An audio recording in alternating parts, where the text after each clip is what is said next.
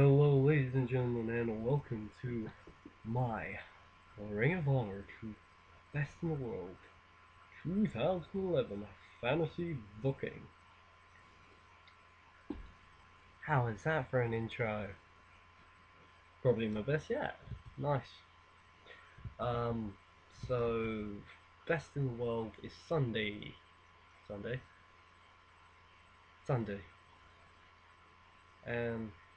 Which is 2 days away for me now, since it's like 1:43 a.m. over here.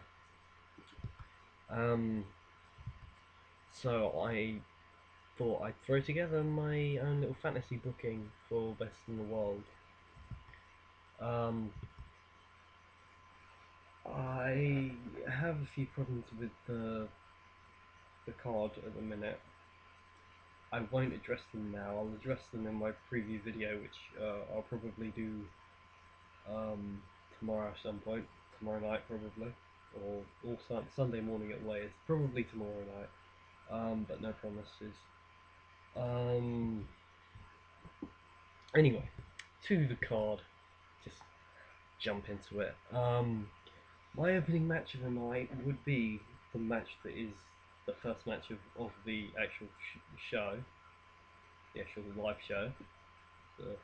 The Young Bucks against Adam Cole and Kyle O'Reilly. This match is probably on the entire card. This will probably be the match I'd be most looking forward to. But they're saying it's for DVD only, which is a shame because I honestly think this match is going to be brilliant. It's going to be a brilliant match, I can guarantee that, because these are two great young tag teams and they would put on a great match. That's why I feel that it needs to be on the card. You've got to put Adam Cole and Kyle O'Reilly over. They don't seem to be going over anybody who isn't the Bravado Brothers, and maybe after the match the Bravados run in and do the sneak attack and sort of maybe try and put them over as the Young Bucks replacements. Since the Young Bucks aren't in ROH anymore, the Bravado Brothers are the new Young Bucks of ROH. Second match of the night, I would have a full corner survival match. I'd bring in TJ Perkins. We'd have Mike Bennett, Jay Lethal, and Colt Cabana. Four corner survival matches, always solid matches, almost always solid matches, and I think these four workers would go well together. I think TJ is just a brilliant talent. He's got a lot of potential. He's a future star. Jay Lethal, we all know what he can do. Colt Cabana, we all know what he can do. Mike Bennett, I think he's a bit of a diamond in the rough. He might not have the best technical skills. He might not be the most typical ROH guy, but he's good on the mic. He's got the heat, whether it's legitimate heat or not. He's got heat, which you can never fault a guy for. And I think if I was booking, I would have to push him as a sports entertainer, make him out to be.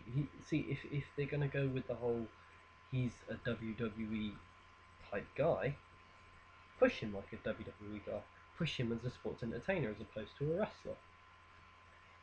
And I'd probably have him go over here.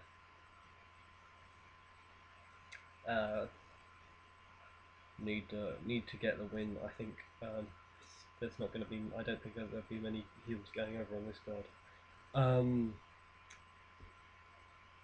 Third match of the night would be a 3-on-2 handicap street fight. Have the embassy team of Rhino, Tommaso, Ciampa, and Ernesto, Osiris with Prince Nana and Princess Mia against Homicide and a mystery partner. Now, you could probably guess who the mystery partner would be, but with them billing this as the biggest show in ROH history, and there was a talk a while back about old names coming back, and I know you since know that it's the likes of Jimmy Jacobs, the likes of Kevin Steen, and Jay Lethal, of course. But I feel like maybe you need to pull something out of the hat here. So I'd bring back Loki. I would bring back Loki, team him with Homicide, and he can sort of help Homicide in this little war with the embassy, or wherever they take it. I heard a little rumble that Homicide might not be there for the start of TV, so this match I'd still have either way. I'd have Homicide and Key go over, maybe have Homicide get injured, and then Key sort of go on a rampage and pretty much kill everybody. But I'd have to have Homicide and Key go over here.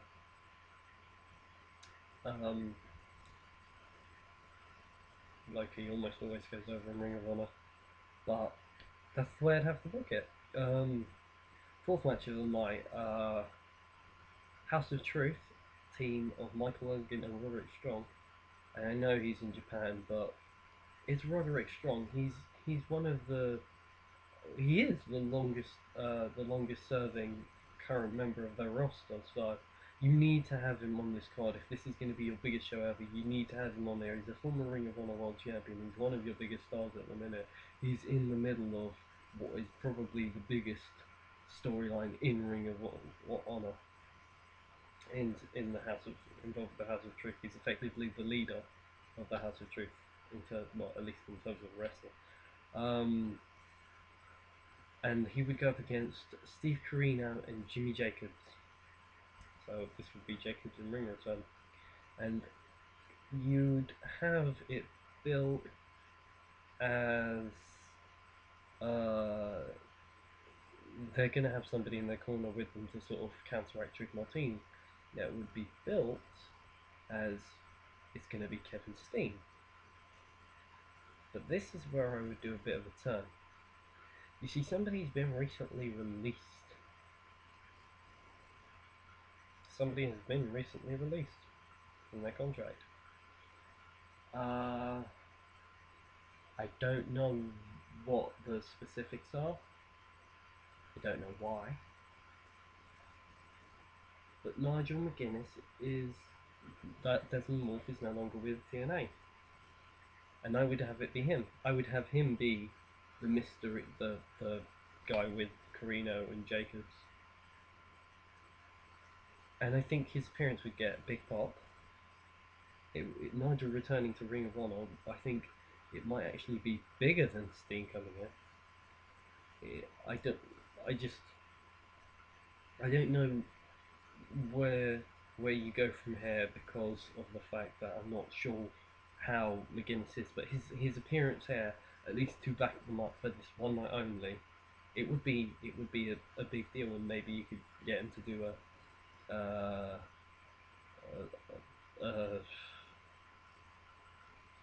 lariat on Truth Martini at some point, so you get him to get his spine.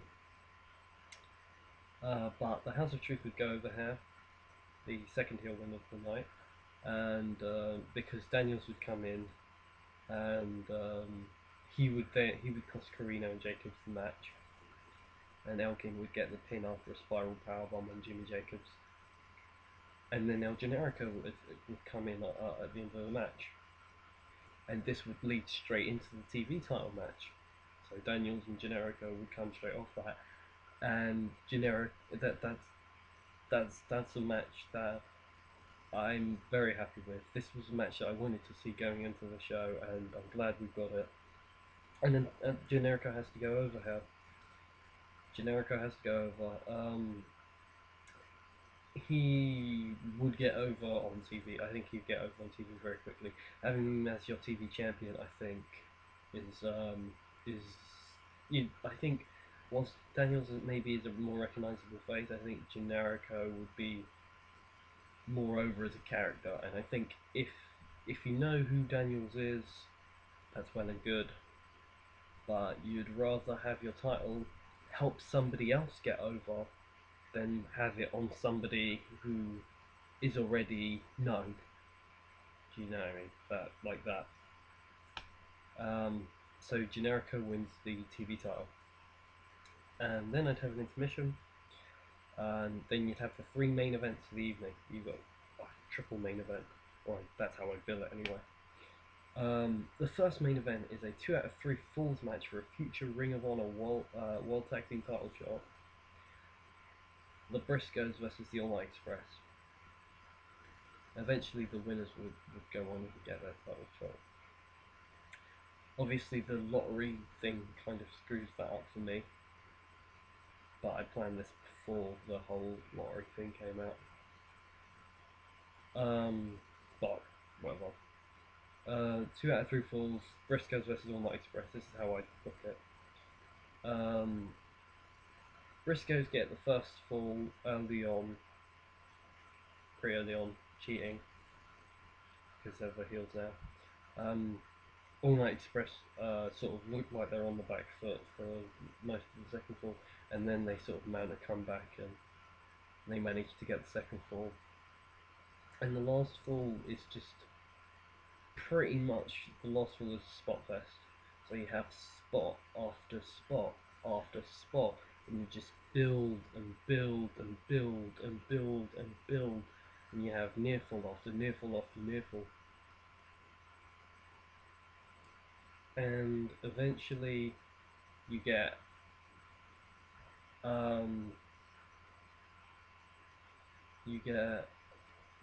Briscoes are about to hit Doomsday Device.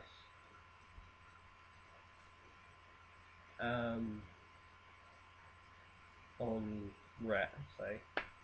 Kenny King comes out of nowhere, low blows whoever, Jay or Mark or whoever, one of the two. Referee doesn't spot it. Like whoever goes up top, he low blows them, shoves them off. Rat counters into a I forget what it's called now.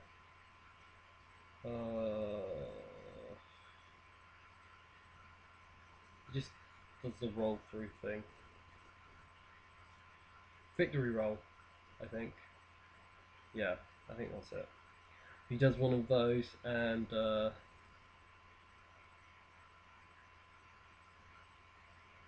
that's it. It's an old school sort of finish, but I think this could then allow the Briscoes to just come back and kill the All Night Express, and then the All Night Express come back at a later date and build to that eventual fight without honor, which I think is bound to happen. I think maybe it should happen Best in the World, but if you're gonna hold it out, then don't hold it out till final battle, because I think it will maybe it'll dried up by then at least. Try and maybe have it a glory by honor.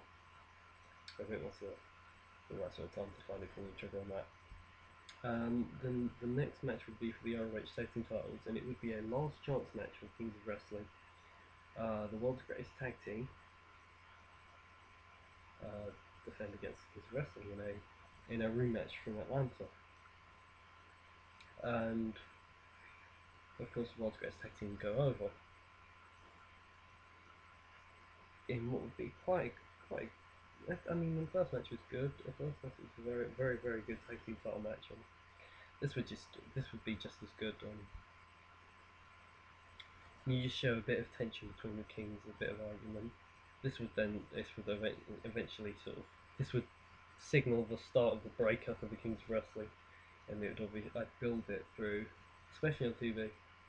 I'd build that and eventually split the Kings. But world's greatest tag team go over here. And in the main event, Eddie Edwards defends the ROH World title against shock horror Davey Richards. Now, whilst I'm happy that this match is happening, it's really hard to decide how to book it, because a lot of ROH fans feel that this could be Davey's the last chance fans would care about Davey challenging for the title. I'm not entirely sure about that, and I don't want to crush Eddie's title reign just yet, because I think Eddie's been a very, very good champion, and I actually think Eddie is probably a more marketable champion going into TV than Davey is, and that's no offense to Davey. I just think Eddie he's a more rounded entertainer. Davey's a better wrestler, definitely. Davey is definitely a better wrestler. I just think Eddie has more all round to him as an entertainer and as a performer in general, whereas Davey isn't exactly the most charismatic of people. Let's say that he's very Chris Benoit. Oh, I'll get in trouble for making that reference, but he's very Chris Benoit like. They get the Dynamite Kid gets mentioned a lot in Davey Richards matches. I definitely think Davey Richards is kind of a modern day version of Chris Benoit. Hopefully he doesn't go and kill his wife and son. But God, it's really inappropriate that I'm making jokes like that. But hopefully, this has got to be a great match. It's going to be a good match. These two have been partners for a long time now. They know each other well enough to be able to put on a great match and work a great match in general. These two have put on great singles matches against other people, and they had a great match for the TV title. There's no reason why this match shouldn't be great as well. So I put Eddie over. Like I said, I feel like Eddie is a more well-rounded performer. Davey likes charisma. I think Eddie could get over better. He's not necessarily the person I would like to be going into TV with the title. That would probably be Chris Hero, but with the Kings of Wrestling in the position they are, still together as a team, I think you can't have the title with Chris Hero. But yeah, I'd keep the title on Eddie, and I'd probably turn Davey heel after the match. I'm not sure, but I might do it. I might. Maybe you do a rematch on the first TV show, and then have Davey turn heel on TV. Which I think would be a nice way to start the show. A heel turn for Davey Richards, and maybe not in a title match, but just having turn heel on the first show. I think that would be good. But yeah, this has been my fantasy booking for Best in the World 2011. Do let me know what you think. Please do rate, comment, and subscribe, and I'll see you some other time. Peace.